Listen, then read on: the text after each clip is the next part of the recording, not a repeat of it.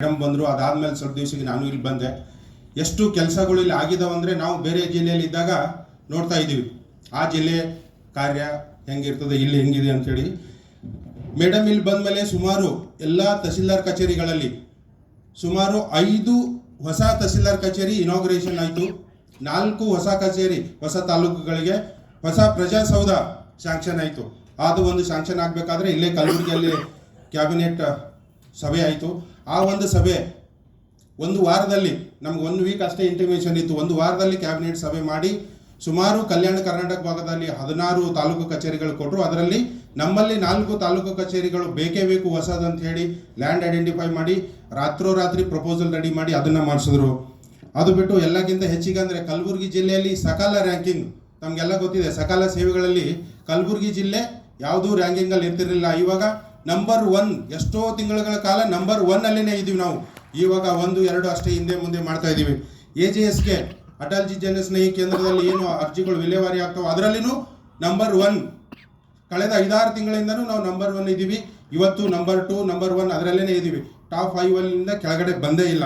So ಅದಾದ ಮೇಲೆ court cases 2-3 ವರ್ಷಗಳಿಂದ ಇರೋ ಕೋರ್ಟ್ ಕೇಸಸ್ ಇವತ್ತು 80 ದಿನಕ್ಕಿಂತ ಹೆಚ್ಚಿಗೆ ಪೆಂಡಿಂಗ್ ಇರೋ ಕೋರ್ಟ್ ಕೇಸ್ ಯಾವ ತಹಸೀಲ್ದಾರ್ ಕಚೇರಿಗಳಲ್ಲಿನೂ ಇಲ್ಲ ಇವತ್ತು. ಸೊ ಅದರ ಜೊತೆಗೆ ನಮ್ಮಲ್ಲಿ ಭೂ ಸುರಕ್ಷಾ ಅಂದರೆ ಎಲ್ಲ ತಾಲೂಕು ಕಚೇರಿಗಳಲ್ಲಿ A ಮತ್ತು B ಕ್ಯಾಟಗರಿ ಫೈಲ್ಸ್ನ ಸ್ಕ್ಯಾನ್ ಮಾಡೋದು, ಡಿಜಿಟೈಸ್ ಮಾಡೋದು. ಚಿಂಚೋಳಿ ಪೈಲಟ್ ತಾಲೂಕು ಅಂತ ತಗೊಂಡು ಉಳಿದಿರೋ ತಾಲೂಕುಗಳಲ್ಲಿ ಇಡೀ ರಾಜ್ಯದಲ್ಲಿ ಫಸ್ಟ್ ಜಿಲ್ಲೆ ಯಾವುದಾದ್ರೂ ಕಂಪ್ಲೀಟ್ ಮಾಡಿರೋದಿದ್ರೆ ಅದು ಕಲಬುರಗಿ.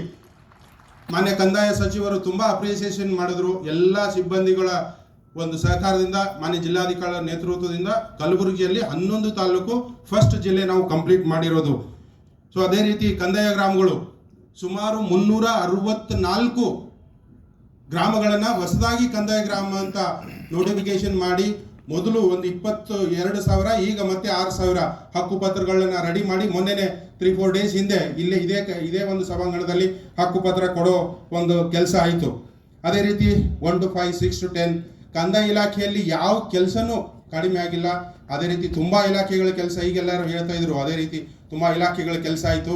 ಅದರಲ್ಲಿ ಒಂದು ಹೊಸ ಇನೋವೇಷನ್ ಅಂದರೆ ಕಲಬುರಗಿ ರೊಟ್ಟಿ. ತಮ್ಗೆಲ್ಲರಿಗೂ ಗೊತ್ತಿದೆ, ನಾವೆಲ್ಲರೂ ಸೇರಿ ಕಲಬುರಗಿ ರೊಟ್ಟಿ ತಿಂದವರು ಗಟ್ಟಿ ಅಂತ ಜೋರಾಗಿ ಕೂಗಿ ಪ್ರಚಾರ ಮಾಡ್ತಾ ಇದ್ದೀವಿ.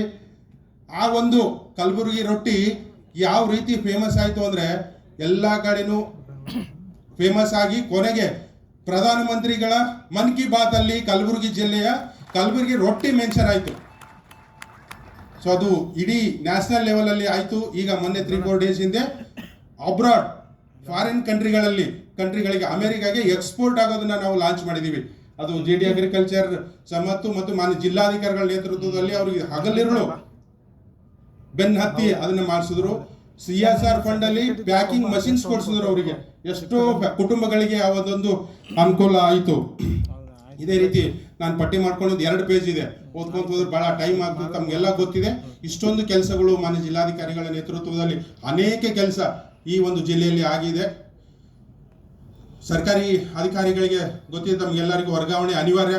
ಆದರೆ ಕಲಬುರಗಿ ಜಿಲ್ಲೆಯಲ್ಲಿ ಒಂದು ಲಿಗಸಿ, ಎಲ್ಲ ಅಧಿಕಾರಿಗಳು ಒಂದು ಲಿಗಸಿ ಫುಟ್ ಪ್ರಿಂಟ್ ಬಿಟ್ಟು ಹೋಗ್ತಾರೆ. ಖಂಡಿತವಾಗಿ ಕಲಬುರಗಿ ಜಿಲ್ಲೆ ಎಷ್ಟೊಂದು ದಿನಗಳವರೆಗೂ ನೆನೆಸುವಂಥ ಕೆಲಸ ಮಾಡಿ ಈ ಜಿಲ್ಲೆಗೆ ಒಂದು ಮಾರ್ಗದರ್ಶನ ನೀಡಿ ಮುಂದೆ ಕಂದಾಯ ಇಲಾಖೆ ಮತ್ತು ಎಲ್ಲ ಅಧಿಕಾರಿಗಳು ಯಾವ ರೀತಿ ಕೆಲಸ ಮಾಡಬೇಕು ಅನ್ನೋದು ತೋರಿಸ್ಕೊಟ್ಟಿದ್ದಾರೆ, ಹೇಳಿಕೊಟ್ಟಿದ್ದಾರೆ, ಎಲ್ಲರೂ ಕಲಿಸಿದ್ದಾರೆ.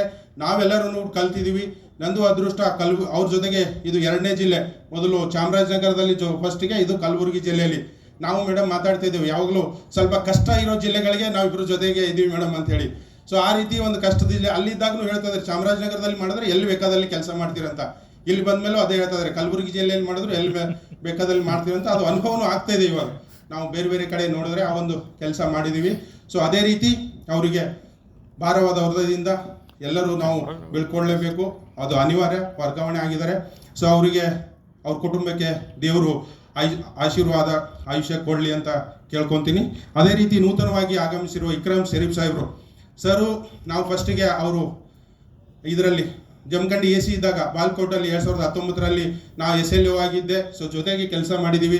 ಅವ್ರದ್ದು ಹಾರ್ಡ್ ವರ್ಕಿಂಗ್ ಕಂಟಿನ್ಯೂಸ್ ಆಗಿ ಬಂದು 3 ಡೇಸಿಂದನೇ ಅವ್ರದ್ದು ಏನು ಅಂತ ತೋರಿಸ್ತಾ ಇದ್ದಾರೆ, ಕೆಲಸ ಮಾಡ್ತಾ ಇದ್ದಾರೆ.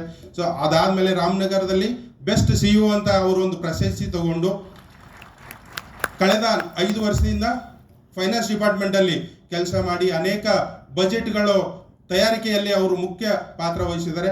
ಸೊ ಅವರು ಒಂದು ನೇತೃತ್ವ ಕಲಬುರಗಿ ಜಿಲ್ಲೆಗೆ ಸಿಕ್ಕಿದೆ.